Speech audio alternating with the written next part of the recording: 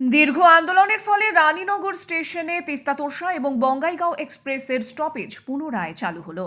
Corona মহামারীর সময় 2020 সালে রানীনগর স্টেশনে তিস্তা তোরসা ও বঙ্গাইগাঁও এক্সপ্রেসের স্টপেজ বন্ধ করে দিয়েছিল রেল দপ্তর। দীর্ঘ 5 বছর পর অবশেষে ট্রেন দুটির স্টপেজ পুনরায় চালু হওয়ায় খুশি এলাকাবাসী। উদ্বোধনী অনুষ্ঠানে উপস্থিত হয়েছিলেন সাংসদ জয়ন্ত কুমার রায়। সবুজ পতাকা দেখিয়ে ট্রেনকে স্বাগত জানান সাংসদ সহ রেল দপ্তরের আধিকারিকরা। এই দিন এখানে একটি বর্ণাঢ্য অনুষ্ঠানেরও আয়োজন হয়। খুশির দিন হয়েই যাচ্ছে, কিন্তু একই দিনে এখানে বন্দে ভারত স্লিপারও দাঁড়িয়েছে, হাইকোর্টের উদ্বোধন হয়েছে। আজকে একসাথে দুটো রানীনগরের মতো স্টেশনে দুটো ট্রেন একদিনে হচ্ছে, স্টপেজ আজকে হলো। সুতরাং এটা তো একটা খুশির দিন বটেই, তবে জলপাইগুড়ির জন্য কিন্তু একের পর একটা কাজ হয়ে যাচ্ছে এবং আজকে অলরেডি আমি আপনাদের সামনে ঘোষণাও করলাম যে দুটো যে খুব ইম্পর্ট্যান্ট যে কি বলবো রেল গেট, একটা হচ্ছে 3 নম্বর ঘুমটি আর একটা কি বলে এটা হলদিবাড়িতে দুটো ফ্লাইওভার বা আরবি যাই হোক ওনাদের ভাষাতে বলবেন ওনারা, তো সেটা কিন্তু হয়ে যাচ্ছে, তার প্রপোজাল অলরেডি পাঠিয়ে দেওয়া হয়েছে। সুতরাং একটার পর একটা ভালো কাজ হয়েই যাচ্ছে।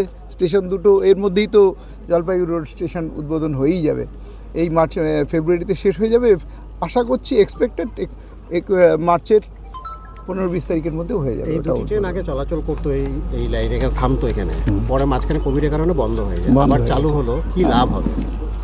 দেখুন, সাধারণ প্যাসেঞ্জার যারা প্রত্যেক দিন যাতায়াত করেন, বিশেষ করে ছোট ছোট যারা ভেন্ডার আছে, তাদের জন্য এটা ভীষণ উপকারী এবং কলকাতা পর্যন্ত যাওয়ার পথে অনেক জায়গায় দাঁড়াতে হয়, তার ফলে এদের পক্ষে ভীষণ উপকার হলো।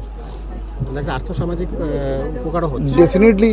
এটা হওয়া মানে ওদের যোগাযোগ ব্যবস্থা বাড়াবারই ন্যাচারালি ওটার সাথে অনেক কিছু জড়িত থাকে। যেমন যে টোটো নিয়ে আসবে প্যাসেঞ্জারকে, তার যেমন ইনকাম হবে, যে ভেন্ডার যে আসছে সে যখন চলাচল করবে তার এমনিতে গাড়িতে অনেক পয়সা লাগে, এখানে অনেক কম খরচে তারা যাতায়াত করতে পারে, তাদের লাভ হবে, তারা বিক্রি টিক্রি করে আসবে এবং তাদের নিজেদের লাভটা ঘরে ঢোকাতে পারবে। ঠিক সেরকমভাবে স্টেশন সংলগ্ন এলাকায় যে দোকানদার আছে তাদের ডেভেলপমেন্ট হবে। সুতরাং একটা রেলের স্টেশনের ডেভেলপমেন্ট হওয়া মানে বা রেল দাঁড়ানো মানে সেটা ওভারঅল একটা ইম্প্যাক্ট পড়ে অর্থনীতিতে ওই জায়গার। আমি একটা এক্সাম্পল আপনাদের চোখের সামনে তুলে ধরতে চাইছি। কোনো একজন পলিটিশিয়ান সে বলেছিল যে জলপাইগুড়ি টাউন স্টেশন নাকি শ্মশান। ঠিক আছে, আপনারা এখন গিয়ে দেখুন তো সেখানে কতগুলো টোটোই শুধু দাঁড়িয়ে থাকে।